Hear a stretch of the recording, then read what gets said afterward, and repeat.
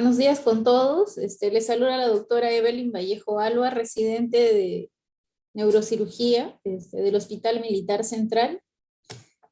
En esta oportunidad agradezco al complejo hospitalario Luis N. Sáenz de la Policía Nacional del Perú y al comité organizador del NeuroOlympics Training Camp que me permite brindar esta exposición hacia ustedes. La exposición es del módulo 1 de trauma, es fractura deprimida de la convexidad, que espero les sea de su beneficio y agrado para aprender a valorar lo que es una fractura deprimida. Bueno, los objetivos que quiero darles en esta charla los he valorado en tres, de acuerdo a los temas que vamos a tratar. Es primero conocer el diagnóstico y la clasificación de las fracturas deprimidas de la convexidad. También poder determinar los medios diagnósticos para una fractura deprimida. Y a su vez su tratamiento a seguir, que sería la cranioplastía, determinado en una línea de tiempo.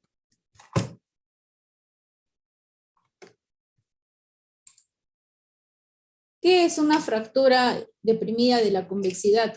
Como nosotros sabemos, un traumatismo encefalocraniano va a tener dos tipos de lesiones, una lesión primaria y una lesión secundaria.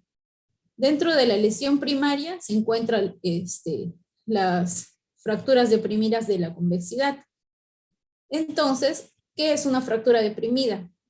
Y para hablar de una fractura de cráneo, tenemos que saber qué partes tiene el hueso del cráneo. Entonces aquí tenemos una imagen donde se evidencia el hueso del cráneo. Y va a tener tres partes.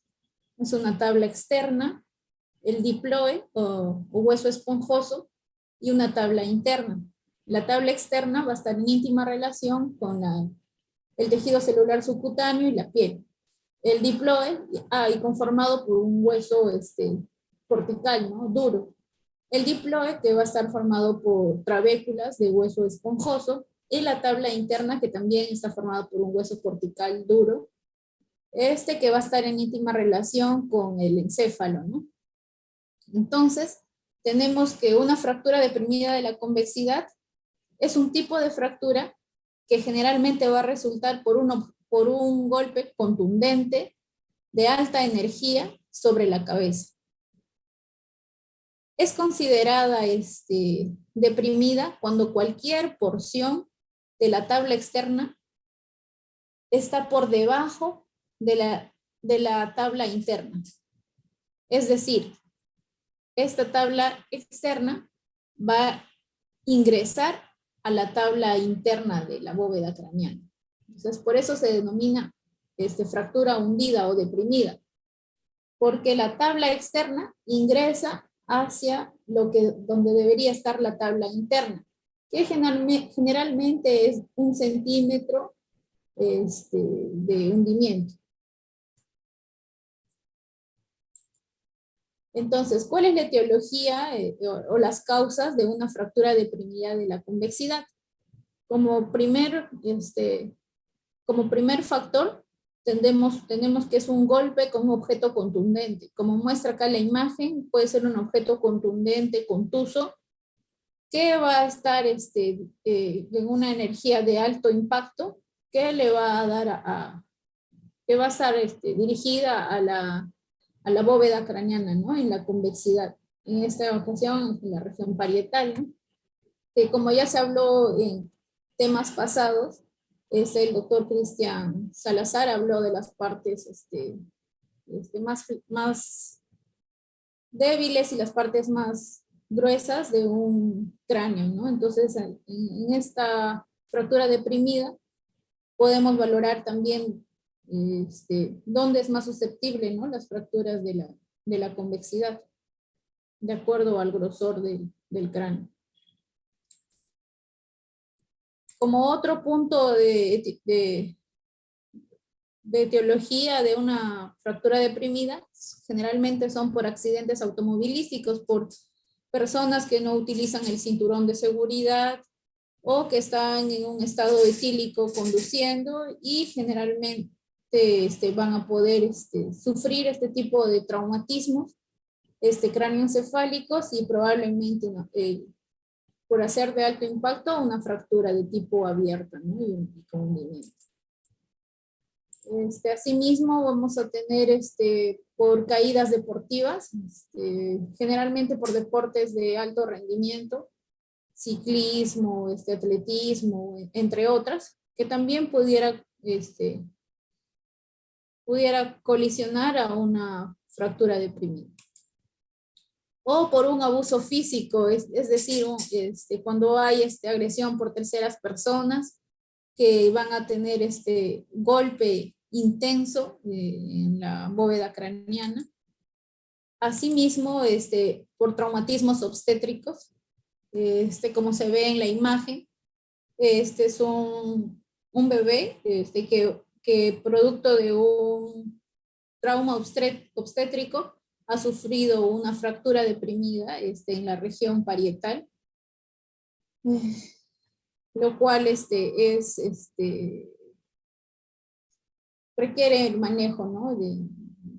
Pediátrico de un traumatismo craneoencefálico. Es importante conocer que para que se produzca una fractura de cráneo es necesaria la aplicación de cierta cantidad de energía cinética, sobre todo para una fractura con hundimiento, ya que el cuero cabelludo tiene una alta capacidad de absorber energía, así como también su propia fuerza tensil, que es la responsable de que ciertos traumatismos de poca energía no tengan compromiso óseo. Entonces, al haber un golpe, tiene que ser un golpe demasiado intenso que rompa la energía tensil del cuero cabelludo y pueda llegar a causar daño al compromiso óseo. Asimismo, el tejido cerebral puede verse afectado y dañar su vasculatura, afectando indirectamente a causar lesiones secundarias. Estas lesiones secundarias pueden ser un hematoma subdural o un hematoma epidural, o lesiones como contusión craneal. Dentro de la clasificación de las fracturas deprimidas de la convexidad, tenemos dos tipos de clasificaciones: las fracturas abiertas y las fracturas cerradas. Abiertas o compuestas y cerradas o simples.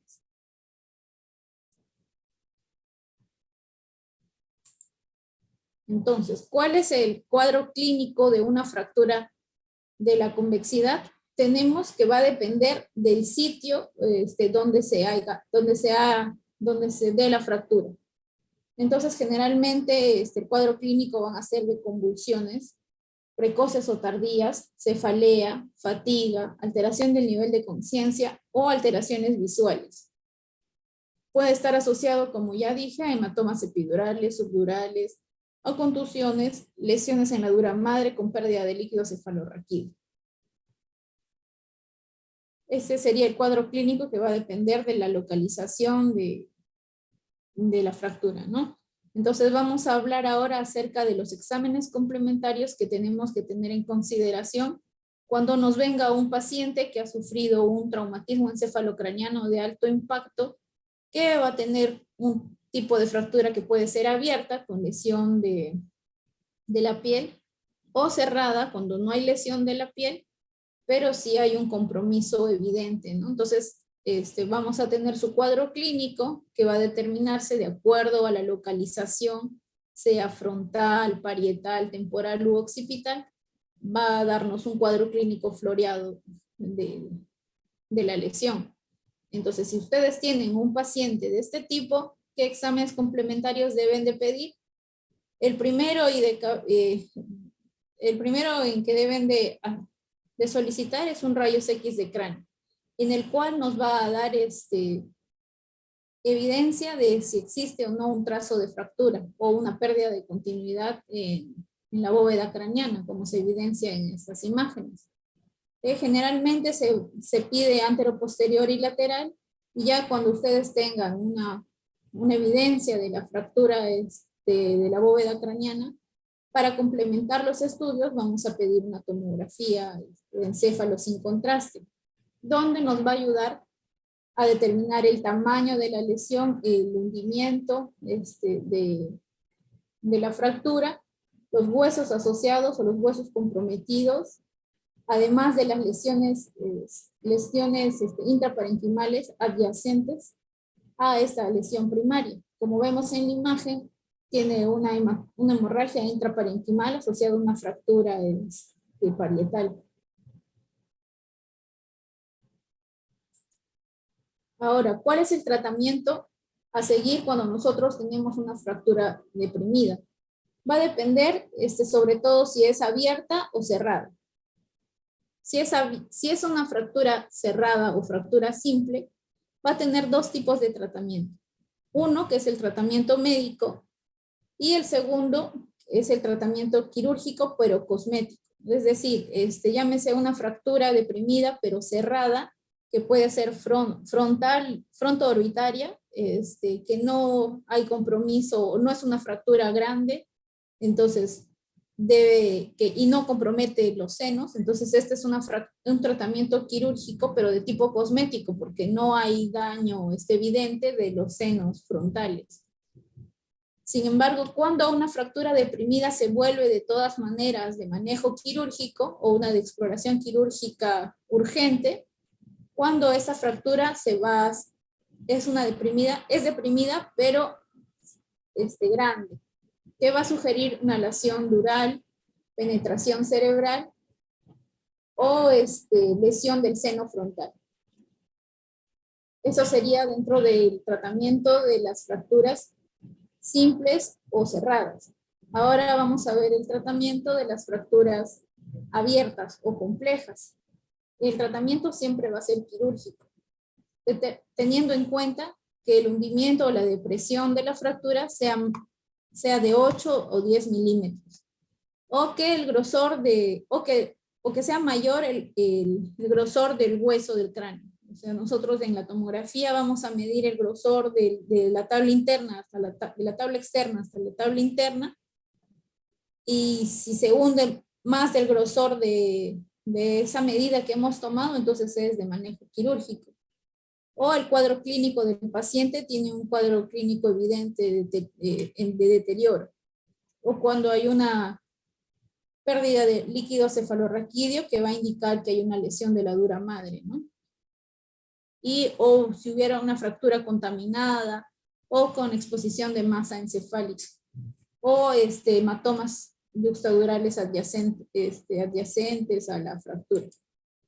Entonces, ¿cuál es el manejo a seguir cuando nosotros tenemos una fractura deprimida?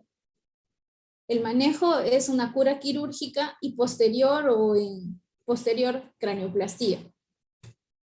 Tenemos en esta diapositiva, he querido traerles en imágenes en escaleras o en peldaños, como cronológico, de acuerdo al tiempo, cómo ha ido mejorando las cranioplastías. Entonces se data desde las técnicas de reconstrucción las técnicas de reconstrucción craneal se remontan desde hace años, tiempos antiguos, desde las épocas prehistóricas, donde los incas utilizaban las plaquetas de oro y también los cocos. Y en la época fue introducida por Falopio y más tarde por Paré en 1634. Y fue Van Meckel que utilizó los huesos heterólogos, los huesos de canino o huesos bovinos. Sin embargo, estos quedaron en desuso porque alteraban la inmunología y la histocompatibilidad y causaban la transmisión de diferentes enfermedades, ¿no? Por lo cual esta técnica queda en desuso en 1917 y en 1919. Entonces, Van Walter en 1821 empezó a utilizar el hueso autólogo en los defectos óseos craneales. O sea, el hueso autólogo quiere decir el propio hueso del paciente. Este es el que lo utiliza para realizar una cranioplastía. Ya en el siglo XX se empieza a utilizar los materiales aloplásticos, llámense materiales sintéticos o materiales sintéticos. En 1940, el metilmetacrilate fue uno de los primeros en utilizarse. Y en el año 1965 se empezó a utilizar por Simpson la malla de titanio. En la antigüedad, el material de elección para las cranioplastías dependía de las clases sociales. Los nobles recibían los metales preciosos y los plebeyos otro tipo de material, ejemplo, cocos, calabazas. Hoy en día, el material más utilizado es el hueso autólogo o la parte sintética, llámese metilmetacrilate o titanio. Ahora vamos a hablar acerca de cuáles son los tipos de injertos sintéticos. Estos injertos van a ser de tipo metálicos o no metálicos. Como vemos aquí en el ejemplo, tenemos un tipo de cranioplastía autóloga y heteróloga. Autóloga es porque se ha reparado la fractura por hundimiento, que esa fractura va a causar un defecto óseo craneal que se ha reparado con un hueso propio o autólogo y se ha unido con las plaquitas de titanio, y en el pequeño defecto óseo que se ha dejado, se está utilizando el metilmetacrilate que se prepara dentro de sala de operaciones y se rellena este defecto, ¿no? Entonces, como estaba comentándoles, existen distintos tipos de materiales sintéticos que se usan.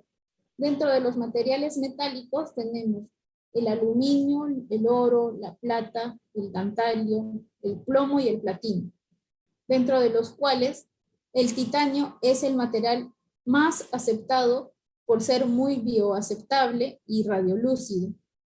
Y sin embargo, es el más difícil de moldear. No se usa mucho el oro y el tantalio porque son muy caros y generalmente les causa cefalea al paciente, por lo cual su uso es muy poco frecuente.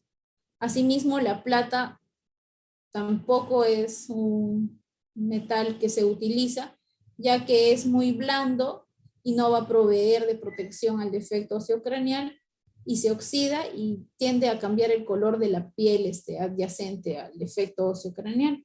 El aluminio también se usaba, pero se ha tendido a su desuso o se ha descontinuado debido a que se ha estudiado que causan infecciones y epilepsia. Dentro de estos serían los más nombrados, ¿no? Dentro de lo que son los materiales metálicos. Dentro de los materiales no metálicos tenemos como en el ejemplo el metilmetacrilate, la hidroxiapatita y el poliéter-etercetón, que son materiales que también nos van a ayudar a reparar un defecto óseo craneal. Dentro de lo que es una cranioplastía con un hueso autólogo, como dije, eran la parte de los huesos propios del paciente.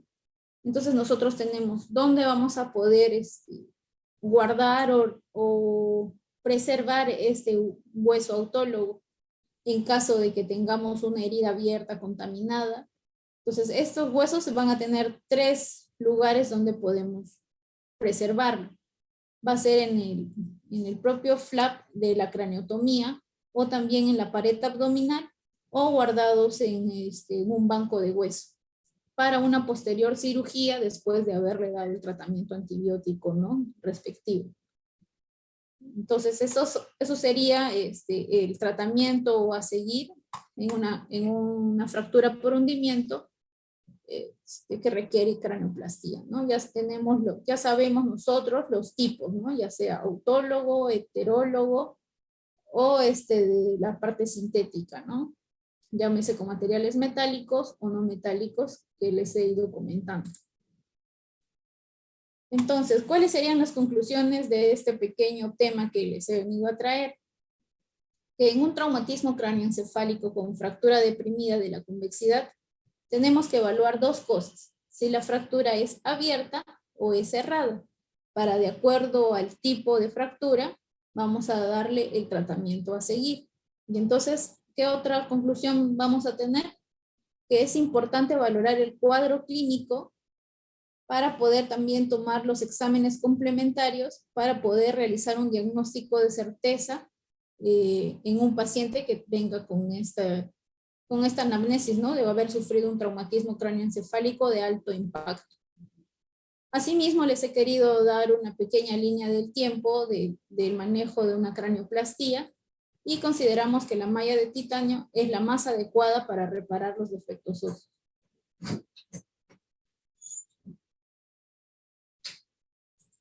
Muchas gracias, ese ha sido mi tema el día de hoy.